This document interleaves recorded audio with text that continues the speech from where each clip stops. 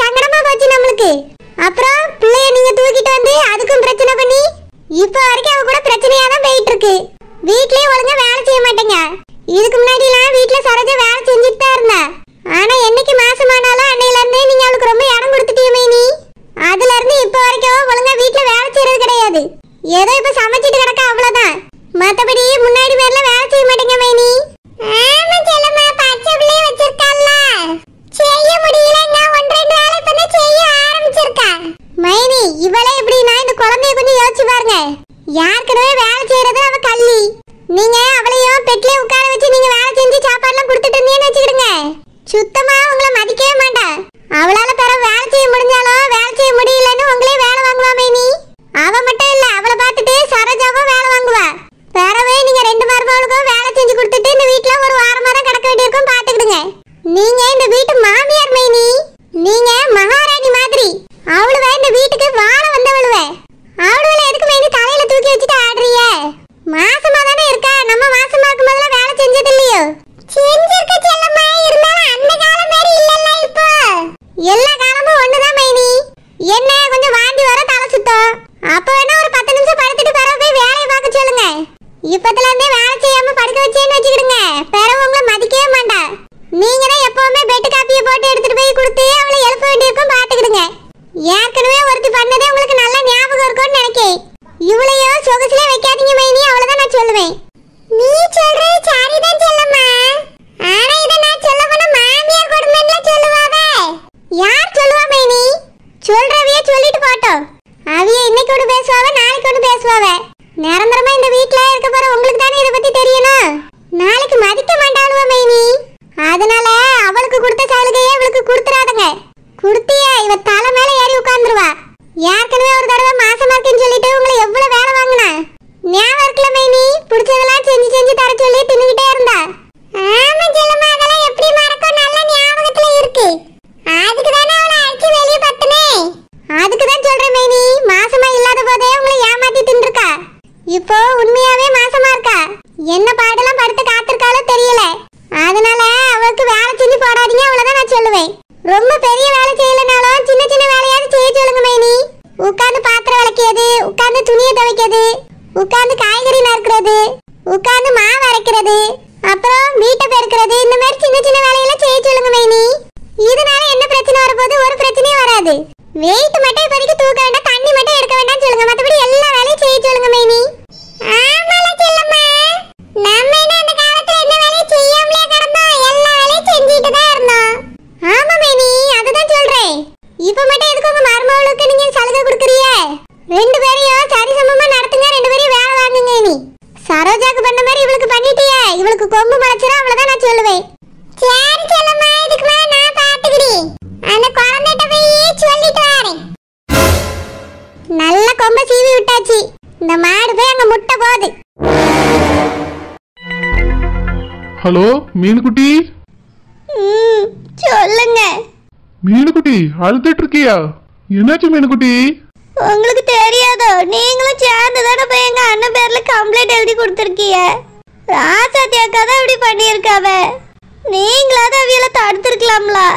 பாவம் எங்க அண்ணன் என்னால போலீஸ் ஸ்டேஷனுக்கு போயிட்டு வந்திருக்காரு. எனக்கு எவ்வளவு கஷ்டமா இருக்கு தெரியுமா? மீனுக்குட்டி, நான் எவ்வளவோ சொன்னேன் மீனுக்குட்டி, இதுல பிரியங்கா வாழ்க்கையே அடங்கி இருக்கு, நீ இந்த மாதிரி கம்ப்ளைண்ட் கொடுக்காதன்னு ராசாத்திட்ட நான் எவ்வளவோ சொன்னேன். உனக்கு தான் தெரியும்ல ராசாத்தியோட குணத்தை பத்தி. அவ நான் சொன்னதை கொஞ்சம் கூட கேட்காம கம்ப்ளைண்ட் கொடுத்துட்டா. என்ன பண்றதுன்னே தெரியல மீனுக்குட்டி. இப்போ நான் பயந்த மாதிரியே ஆகி போச்சு. என்னாச்சு? பிரியங்காவை மாப்பிள்ள அடிச்சு துரத்தி விட்டுட்டாரு. இப்போ பிரியங்கா இந்த வீட்டுலதான் இருக்கா. மாப்பிள்ள இப்படி பண்ணுவாரு நான் கொஞ்சம் கூட எதிர்பார்க்கவே இல்லை. அவராது கொஞ்சம் புரிஞ்சுக்கிடுவாருன்னு நினைச்சேன். ஆனா அவரும் இப்படி பண்ணியிருக்காரு. சாரத் பாபு இப்படி செஞ்சது எனக்கு தெரியாதுங்க. தெரிஞ்சிருந்தா இப்படி நடக்க விட்டுருக்க மாட்டேன். நான் இப்ப இங்க இந்த புது வீட்டுல தான் இருக்கேன். எங்க அண்ணனும் இங்கதான் இருக்காவ. மைனியும் சரத் பாபும் தான் அங்க போனாவ. அங்க போய் ஏதோ சண்டை போட்டிருக்காவ போல, எனக்கு தெரியாது. நீ அழாத மீனுக்குட்டி. ராசாத்தி அக்காட்ட சொல்லி எப்படியாவது கம்ப்ளைண்ட் வாபஸ் வாங்க சொல்லுங்க. எங்க அண்ணன் மறுபடியும் போலீஸ் ஸ்டேஷனுக்குலாம் போக கூடாது. பாவம் அவரு. வேணும்னா என் பேர்ல கம்ப்ளைண்ட் கொடுக்க சொல்லுங்க. எங்க அண்ணனை விட்டுற சொல்லுங்க அவியல. மீனுக்குட்டி, அவ பிள்ளை வாழ்க்கை நல்லா இருக்கணும்னு கூட பார்க்க மாட்டேங்க. என்னதான் சொல்றதுன்னே தெரியல மீன்குட்டி அவள. நீ அழாத. மாப்பிள்ளையும் இதை சொல்லிதான் பிரியங்காவை துரத்தி விட்டுருக்காவ. நானும் பிள்ளை வாழ்க்கையை நினைச்சு பாரு, கம்ப்ளைண்ட வாபஸ் வாங்கிடுவான்னு கேட்டேன். முடியவே முடியாதுன்னு சொல்லிட்டா மீனுக்குட்டி. எனக்கு என்ன பண்றதுன்னே புரியல இப்போ. என்னங்க எப்படி சொல்றீங்க? ஆமா மீனுக்குட்டி, எனக்கே என்ன பண்றதுன்னு ஒரே குழப்பமா தான் இருக்கு. நான் ஏதாவது ஒண்ணு பண்றேன் மீனுக்குட்டி, நீ கவலைப்படாம இரு.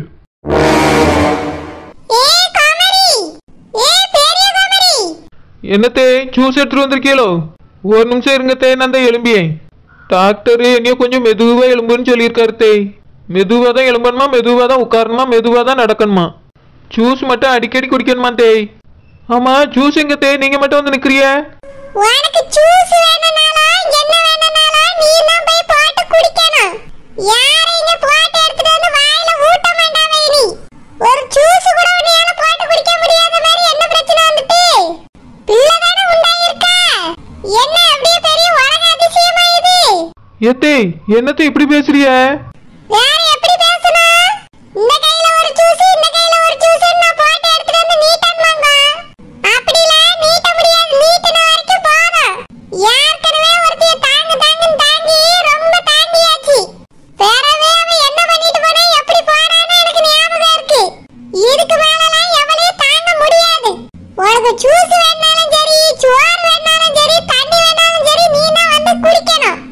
எல்லாத்தையும் நான் எடுத்துட்டு வந்து வாயில ஊட்டுவேன்னு நினைச்சிட்டு பெட்டில படுத்து கிடக்க கூடாது. சாப்பாடு அவ செய்வா. வந்து போட்டு வேற வேலைக்கு கொட்டிக்க. என்னால எவனுக்கு சோறு சமைக்க முடியாது. அதே மாதிரி வேற வேலைக்கு ஜூஸ் வேணும்னா பழங்கள் கணக்கு எடுத்து போட்டு குடி. இல்லையா கடிச்சு தின்னு. என்கிட்ட ஏன் தரல எதுக்கு தரலன்னு கேட்க கூடாது சொல்லிவிட்டேன். ஏத்தே நீங்க சரோஜாக்கு மட்டும் எல்லாத்தையும் செஞ்சு கொடுத்தீங்களா? அவளுக்கு மட்டும் வயாம ஜூஸ் போட்டு கொண்டு போய் கொடுப்பீங்களா? நானும் மாசமா இருக்கேன்ல, எனக்கு ஏன் செய்ய மாட்டேங்கிறிய?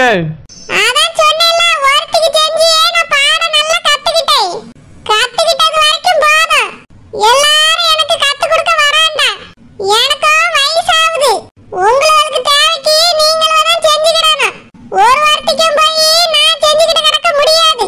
ஏத்தே நீங்க செய்ய முடியாதுன்னா சரோஜாவியாவது கொஞ்சம் செய்ய சொல்லுங்களா? அவ எப்படி செய்வா? வீட்டு வேலையே செய்ய மாட்டேன்னு முடிச்சிட்டு இருக்காவா? அடுப்பங்கரைக்கு போயிட்டான்னா மவனை பார்க்கறதுக்கு 300 தடவை ஓடியா? இதுல உனக்கு ஜூஸ் சோறுன்னு எடுத்துக்கிட்டு வயாம இங்க வந்துட்டு இருப்பா போல்க. அவ சமைச்சு வைப்பா, உனக்கு தேவைன்னா போட்டு தின்னு. ஜூஸ் வேணும்னா போட்டு குடி. வேற ஏதாவது திங்கணும்னு ஆசைப்பட்டா நீயே செஞ்சு சாப்பிட்டுக்க. யாரும் இங்க உன்னைய ஒரு கேள்வி கேட்க மாட்டோம். ஆனா நான் எடுத்துட்டு வந்து வாயில தருவேன்னு நீ நினைச்சிட்டு இருக்க கூடாது சொல்லிட்டேன். ஏத்தே இப்ப எனக்குன்னா நீங்க செய்ய மாட்டேங்கிறீ அப்படிதானே? செய்யலாம் விடுங்க தே, என்ன நானே என்னை பாத்துக்கிடி. அப்புறம் என்ன ஒண்ணு? மாசமாயிட்டேனே பெட்ட விட்டு எழும்பி நடக்க மாட்டேன்ல இருக்க கூடாது.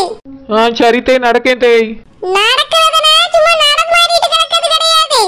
தோரப்பத்தை எடுத்து வீடு வாசல்லாம் கூட்டணும், வெளியவும் கூட்டணும். மாட்டு வரையும் சுத்தம் பண்ணணும் தினமும். நானா? நீனா வேற யாரு? அவளுக்கு சோறு கறி ஆக்கிறதுக்கும் பிள்ளைய பார்க்கிறதுக்குமே நேரம் சரியா இருக்கும். தண்ணி என் மவனும் எடுத்து வைப்பானுமே, நீ எடுக்காண்டா. மத்த வீட்டு வேலையில நீ தான் பார்க்கணும். பாத்திரம் விளக்கணும், துணி துவைக்கணும். காய்கறி எல்லாம் வெட்ட சொன்னா நீ தான் நறுக்கி கொடுக்கணும். நான் எதுவும் செய்ய மாட்டேன். நான் மாட்டுல பாலை கறந்து விப்பேன். அவ்வளவுதான் என்னால செய்ய முடியும் என் வயசுக்கு. வேற எந்த வேலையும் என்கிட்ட வரப்படாது. நீங்கள் வேலையை பார்த்துக்கிடுங்க. ஏத்தே எனக்கு எலும்பி நிக்கியே தெம்பு இல்ல தே. எப்படி என்னால வேலை செய்ய முடியும்? அங்க பால் காய்ப்பு வீட்டுக்கு வரும்போது மட்டும் அந்த ஓட்ட ஓடுனா அதுக்குள்ள தெம்பு இல்லாம போயிட்டு என்ன குமரி நடிக்கிறியா இல்ல நாடகம் போடுறியா? ஏத்தே உண்மையாதான் சொல்லியே, நாடகம்லாம் இல்ல தே. நேரத்துல இருந்து எனக்கு ரொம்ப வீக்கா இருக்க மாதிரி இருக்கு. என்னால எழுந்து கூட நிக்க முடியல தே. இப்ப கூட நீங்க ஜூஸ் கொண்டு வந்திருப்பீன்னு நினைச்சிட்டு தான் எழும்பியே உட்கார்ந்தேன். ஆனா நீங்க எதுவுமே கொண்டு வராம வேலை போய் பாருன்னு சொல்லிட்டு இருக்கிய. வேலையெல்லாம் என்னால பார்க்க முடியாது தே. வேணும்னா நான் எனக்கு ஜூஸ் மட்டும் போட்டுக்கிட்டேன். என்னது வேலை பார்க்க முடியாதா? பெட்டிலே உட்கார்ந்துடலாம் நினைக்கிறியா நீ? அந்த குமரி தான் பெட்டிலே உட்கார்ந்துட்டா. இப்ப வரைக்கும் வேலை உருப்படியா செய்யறது கிடையாது. நீயும் அப்படி இருக்கலாம்னு கனவுல கூட ஆசைப்படாத சொல்லிட்டேன். என் வீட்டுல இருக்கதா இருந்தா வேலை செய்யணும். ஏத்தே நான் என்ன சும்மாயா இருக்கேன், மாசமா இருக்கேன் தே. மாசமா இருக்கிறது ஒண்ணும் பெரிய நோய் கிடையாது. சந்தோஷமான விஷயம் தான். என்ன சந்தோஷமாவே வேலையும் பார்க்கலாம். நாங்களும் அந்த காலத்துல எல்லா வேலையும் பார்த்து தான் இருந்திருக்கோம். இப்படி மூடிட்டு ஒரு நாள் பார்த்தது கிடையாது. நல்ல வீட்டுல எல்லா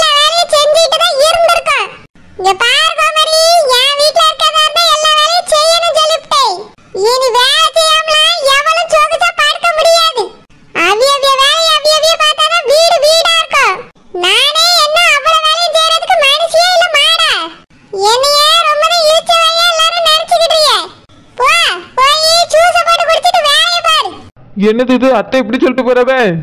மாசமா இருக்கேன் நடிக்கும்போது கூட நல்ல ஜூஸ் எல்லாம் போட்டு தந்து என்ன நல்லா பாத்துக்கிட்டாவல. ஆனா உண்மையிலே மாசமா இருக்கே எல்லா வேலையும் நீயே செய்யுன்னு சொல்லியவ. என்னால எப்படி செய்ய முடியும்? அவர் இன்னைக்கு வரட்டும். உங்க அம்மா இப்படி எல்லாம் சொல்லிட்டு போறவ, நீங்க தான் எனக்கு எல்லா வேலையும் செய்யணும்னு சொல்லணும். சரோஜா பிள்ளைய வச்சிருக்கா, அவளும் வேலை செய்ய முடியாது, இவையெல்லாம் செய்ய மாட்டாவ. அந்த செல்லம்மா சித்திட்ட வேலை சொன்னோம்னா என் பிள்ளை அழிக்க பார்க்கும். அதனால என் புருஷன் தான் எனக்கு வேலை செய்ய முடியும்.